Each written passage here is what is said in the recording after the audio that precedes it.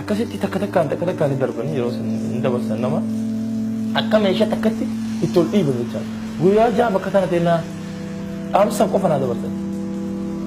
San booda makkamni baalaansiin jiguudhaaf akkana jechuudha jechaadha. Nama kaan gamanatti jigsaa kaan gamanatti jigsaa osoo jedhu baalaansiin fuudhee bishaan jala dabarsa jechaadha. Namni hundi anarra jigee ilmoon tii gara makkuutti hin beeku jaartiin tii gara makkuutti hin beeku anis bishaan keessatti fufee yeroo kufu kana iyyan silmoo yaa guruu keessanii hiriyoottan hedduu ka'uun sanitti haamilee qabu jira waliin kolfaa waliin taphataa jireenya fuulduraa keenya akkana jiraanna jecha haasawaa taphataa waliin deemaa ture warra san hunda biraa dhabne jecha yeroo sanitti erga gurreerraa baane ammee hanga kana hunda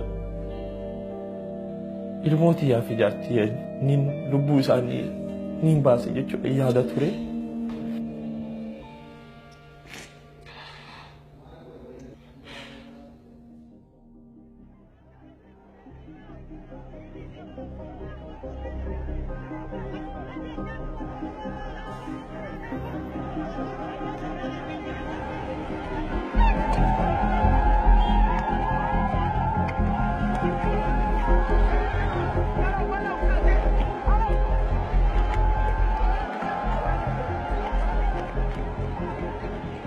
Ilmaan Oromoo mudateen lubbuun lammiilee Oromoo dhibbootaan lakkaaman darbuusaa miidiyaalee garaagaraatiin gabaafamaa jiraachuun beekamaadha. Maqaan kiyya Mahmud Aymoo jedhama. Ani godina Baalee aanaa Barbaree Haroo Dimaatti irraa dhufe. Akkasuma imagine your wife and your daughter goes down and you are in the middle of the water. I just put myself there and I said, if I were him, I'm sure I'm not going to be surviving.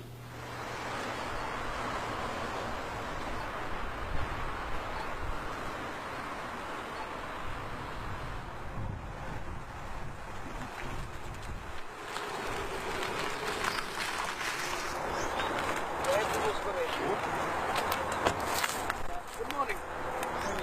It goes here, the cameras come here. We're launching this channel. We launched it in March 1st, 2014.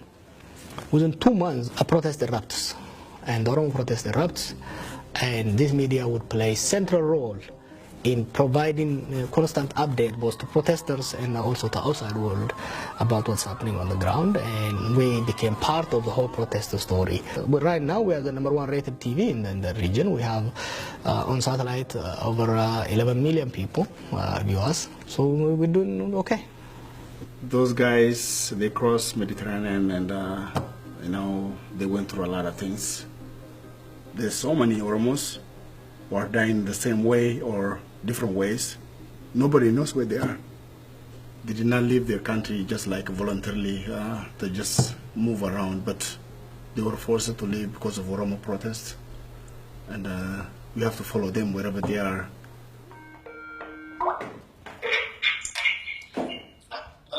Hello, hello. All right, got it.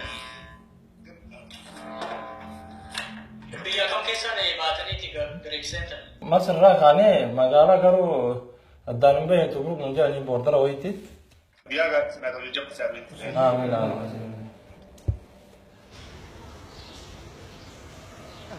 Biyya kana wayitu maali jedhaa baran. Nun biyya alaa kana seenee dhufne isi. Wala waan arge haasaa jira. Ammoo an firiidamii dhabee biyyarraa bahe. Qurxummiin galaanaa osoo dubbattee allaattiin gammoojjii osoo nam afeen lammii koo awwaal jala dee sooratee abbaan lafaa dhabee lafasaa sooree alagaa irraa jiraata dhagaa falatee lafasaa irratti kan siraan bulaa qonni hafeeti sabahoo abshirni bariiti. Mantana master planning kana jedheetu mootummaan dhufee ummata Finfinnee magaalaa Finfinnee naannoo Finfinnee jiru akkaan ummanni humni Oromoo xiqqaatuuf sababa biraa fidee Finfinnee gubbaa kaayee lafa san Oromoo irraa fuudhee saba biraatti kennee akka Oromoon humni isaanii irraa xiqqaatuuf jechaadha. Jireenya keenya akkamii jiraanna jechuudhaan lafateen nurraa fudhatinaa jechuudhaan uummanni Oromoo mirga isaa falmatee maaliif falmatan jechuudhaan. Nu barbaadanii jechuudha nu barbaadanii hiriira nagaa isaan irratti nu qabanii mana hidhaa nu geessan. Achi booda fuudhanii namoota ijoollee takkaan guuraniitiin tumaa turanii dararaa tirikaanii torchara wanta kana wanti hin taane irratti adeemsisaa ture mana hidhaa keessatti. Warra keenya dhufee waasiidhaan nu baase.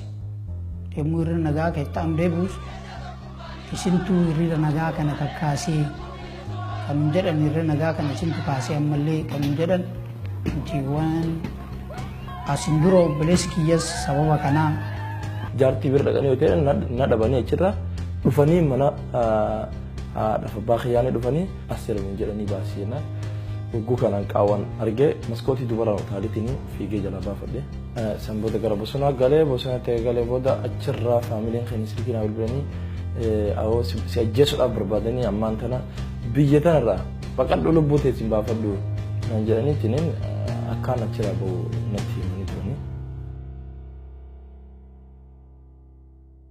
The Oromos occupy the most fertile part of the country. They are the largest ethnic group. They are the largest producer of the food the country feeds itself with. But economically, they continue to be marginalized. Hello.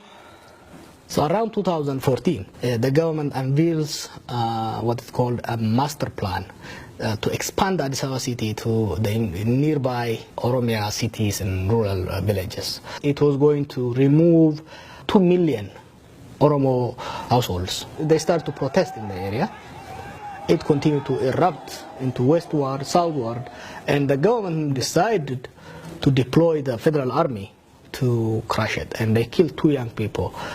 Under heavy pressure, the government comes together and they cancel the master plan. But by then, they have already killed some 200 people. Once blood is split, the whole thing blow open.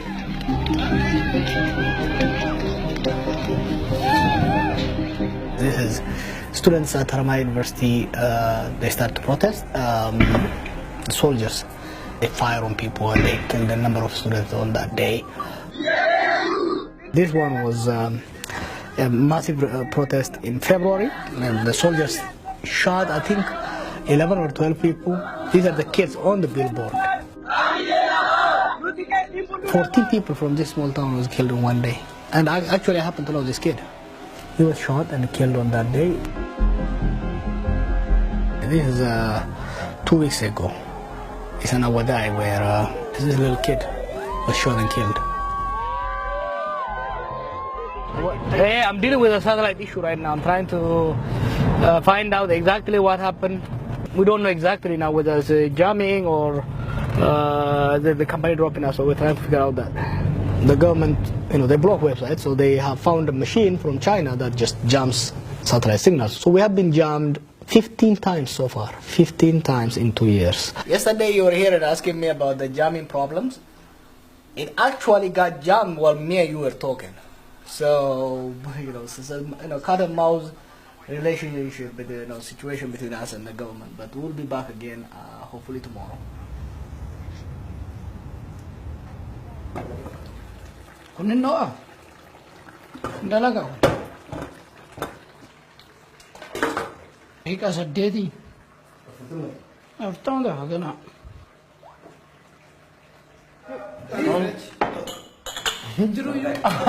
Walinyan and Yaduk of the Bar, and Yan Nidra, Yadu. Haragu yang kurushan. Aga dulu ha somega. Somen jaduran and one and all two will lever. Makarab bifumani kene karajalat. Asirra, haga Sarbia, Libaset. Sarbia ra. Hungary, Libas Shantam. Hungary hanga Austria, Libalafi, Shantam Nijra, Libafi, Shantam Nijra. Kuma Shantam. Umanti du tin ataturte. Amma jechuun nagaafattee akkamitti dubachirraa wanta furmaata tokko argamuu danda'a jettee biyya deebuudhaaf jireenya biyyaa deebuu hin dandeenyeen lubbuutii waan badduuf jechaadha.